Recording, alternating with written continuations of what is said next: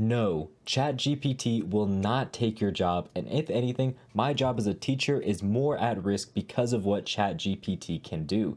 In this video, I want to talk about what it can do, how you can actually use this as a developer to get better and write better code, and why it's impossible for this tool to take your job.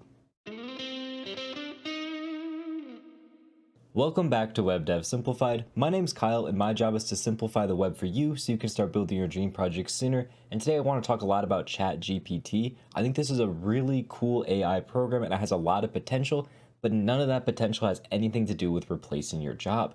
I've been using it for a little while, kind of trying out different prompts, seeing what it can do. And what I've really noticed about ChatGPT is that it's really geared towards giving you answers to questions. And that's essentially the reason that this tool was built. You can even read down here, it's in free research preview, and that ChatGPT was optimized for dialogue.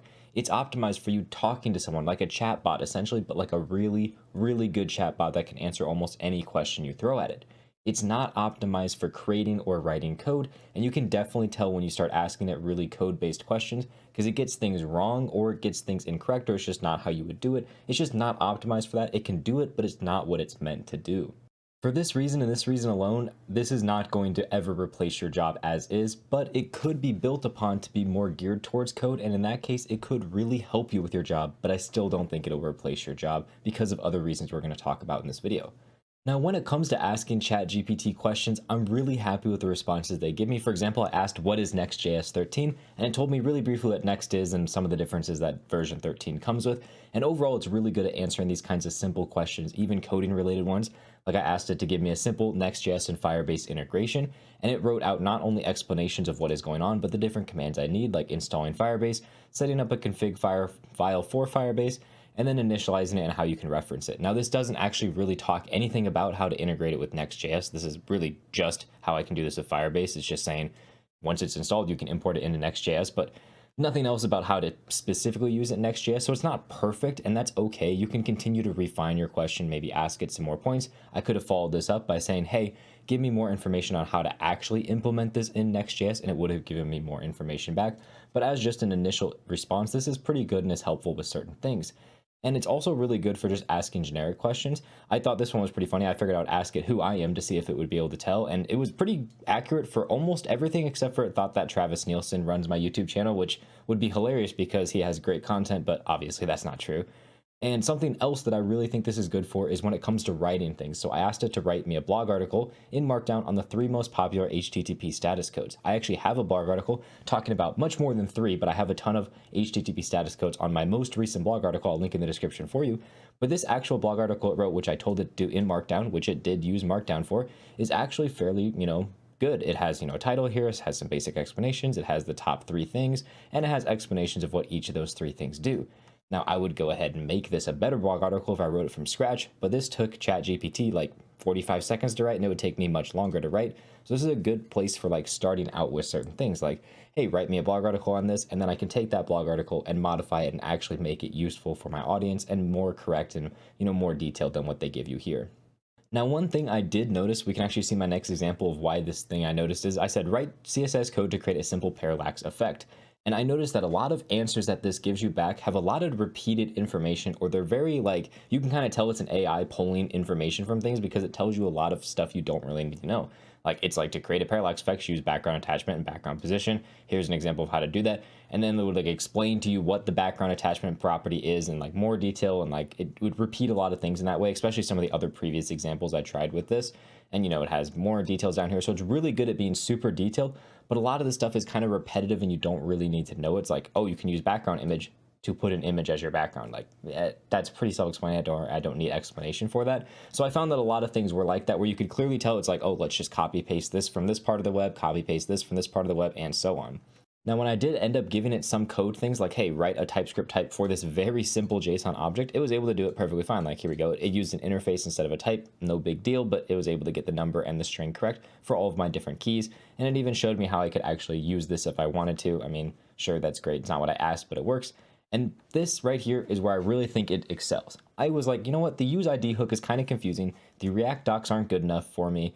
What does this do? So I'm asking, hey, when should I use this hook? I don't know why. I kind of know what it does, but I don't know when I should use it. This gave me a really good explanation of kind of what the hook does, why I should use the hook, and it even gave me an example of using it in the specific use case that it mentioned.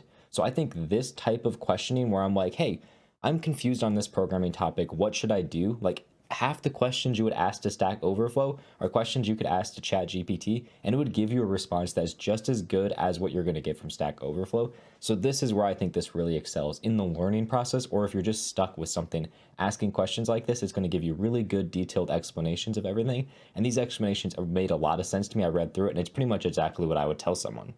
Another thing that I've actually heard people have had reported success doing is pasting in like error messages into ChatGPT and being like, hey, what is causing the problem with this error? And maybe even putting their code in there too, and it'll be able to figure out what that problem is as long as it's fairly common. Obviously, if it's super niche, no one's going to know. But if you have a fairly common problem, like maybe you made a typo in something, or you just have something fairly common in your code that's wrong, it might actually be able to fix that for you, but it's going to be pretty hit or miss.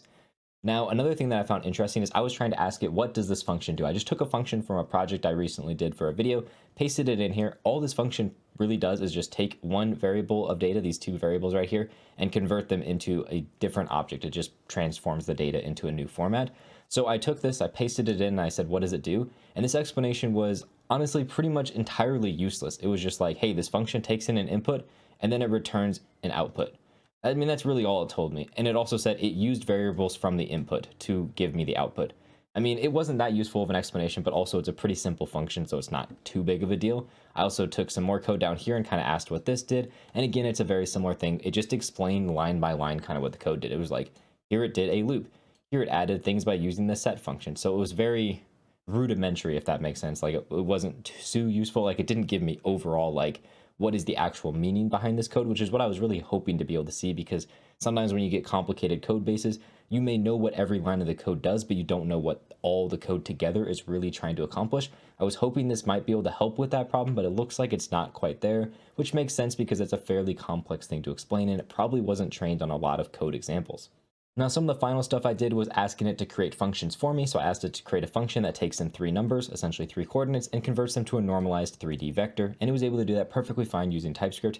This makes sense. It could do this. This is a very simple function to write. I mean, it's 4 lines of code here essentially. So it was able to do this no problem, which I think is really good. So if you have really simple problems that you need solved that are just kind of a pain to write, this is a tool that when it's converted into a more coder friendly way could be really useful for doing things like this.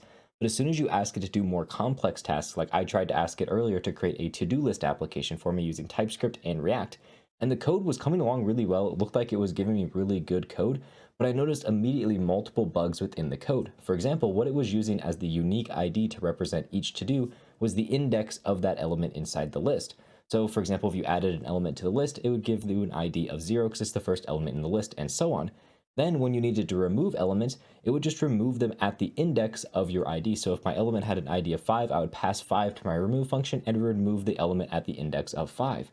But now my array has changed its length, though all the indexes are no longer correct. So now when I go to remove another element, for example, at index 6, it's currently going to remove the 7th element instead of the 6th element. So this is a big problem that, I saw in the code, and it's a problem that a lot of people may not realize when they're just copy pasting the code. So it's all right for these smaller things, but as soon as you get to more complex code, even as something as simple as a to-do list, I found it really started to break down. It just wasn't that functional. Now, the main reason for these shortcomings is you have to realize how these actual AI programs are created and how they work. They're pretty much all created by being fed a ton of data, and then that data is processed, and they're looking for patterns and things inside the data, and then based on answers or questions that you give it, whatever you ask it, it's going to try to take all of its data that it's calculated and figure out, okay, what's the best thing I can give you in to respond to that question. So, if it's looked at 100 different to-do list applications and I ask it to create a to-do list for me, it's going to take all those to-do lists that it's looked at and it's going to try to create one based on the input that I gave it. Since I said TypeScript and React, it tried to find some TypeScript React related stuff for me. Now, obviously, that's a very simplified version of how this AI works, but the key is the AI is only as smart as the data that you train it on. So in this case, this application, this AI is not really meant for coding related stuff. It's meant for like a chat application. That's why they called it ChatGPT and not Code GPT, for example. So it's not going to be amazing at doing coding related tasks for you. That's why I found it was much better at like creating blog articles or answering questions for me than it was at writing code for me. That right there means that it's impossible for this specific program to take over your job because it's not meant for that. But what if someone did do that? They created their own code GPT where they specifically trained it on coding and they wanted it to be as good as possible at doing coding for you, kind of like GitHub Copilot is doing. Well, this again is still not going to replace your job because again, you can only train it on the data you give it. And generally, when you're working on large projects, all of the code is private. If you're working in a company, all their code is going to be private.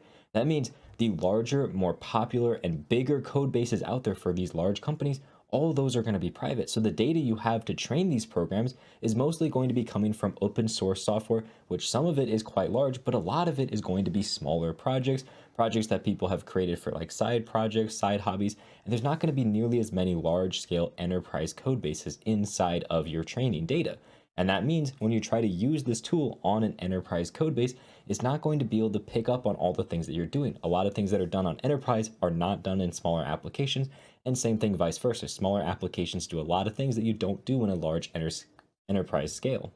So that right there is another hurdle of these types of AI programs taking over your job. But let's assume that wasn't a problem. We had infinite amount of code to feed this thing as data, and it was all different spectrums of quality and data levels and scale level. So it was pretty much as good as you could possibly be at writing code. Well, that's great, but what happens when we need to actually write this AI and actually change this AI and make updates to this AI? You need developers to do that. It's not going to be able to update itself. We're not quite at Skynet, there's no Terminators running around. So we need some way to write the code that's going to write these AIs. And that's where developers come in.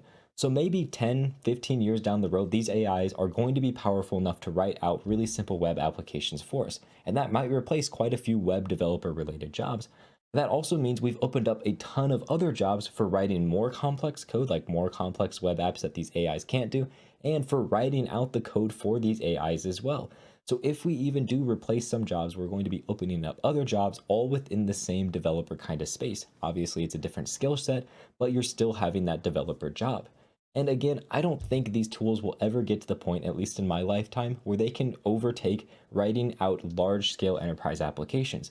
I mean, if we get AIs that can write out Facebook, level code or Google level code for us, that's a whole different problem. Like we don't even need developers at that point if we have that level of AI skill, and it's going to replace so much more than just a developer job. The key takeaway here is this tool is amazing at answering questions for you and doing things like writing out simple blog articles, but it's not there when it comes to code. And even if someone writes a tool like this for code, such as GitHub Copilot, it's going to be used as a tool by developers to make writing code quicker and easier, and not something that takes over your job. Now, if you think this is cool and you want to build out your own AI machine learning project, I have a full video covering how to do that. It's going to be linked right over here. And with that said, thank you very much for watching and have a good day.